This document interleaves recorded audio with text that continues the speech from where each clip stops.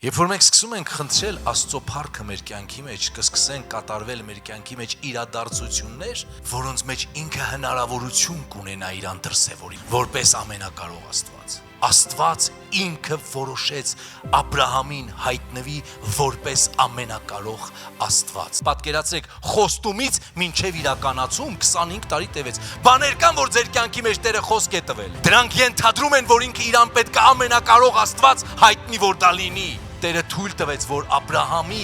բոլոր բնական միջոցները մեռնեն, որ ինքը ցույց տա, որ ինքն Աստված է ամենակարող։ Նա չէր մտածում, որ Սարայի ոչ կենթանի որովայնը ի վիճակի կլինի պտուղ ընդունելու ծնել, այլ նա արդեն մտածում էր, որ մոխրից նա կարա նորից Իսահակ ստեղծի։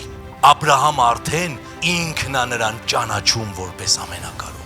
Հավատքի որակը փոխվում է ճանաչողության հիման վրա։ Տերը անձի ու անհատի փոխհարաբերությունների Աստված է։ Երբ որ դու ճանաչես իրան որպես ամենակարող Աստված, դա չի մնա մենակ քո ու իրա մեջ, քո շուրջի մարդիկ եւ քեզանից հետոները օրհնված կլինեն։ Չէ, անհնար է, այ հենց այդ է պետք Տիրոջը, որտեղ ինքը կհայտնի իրան որպես Էլ Շադայ։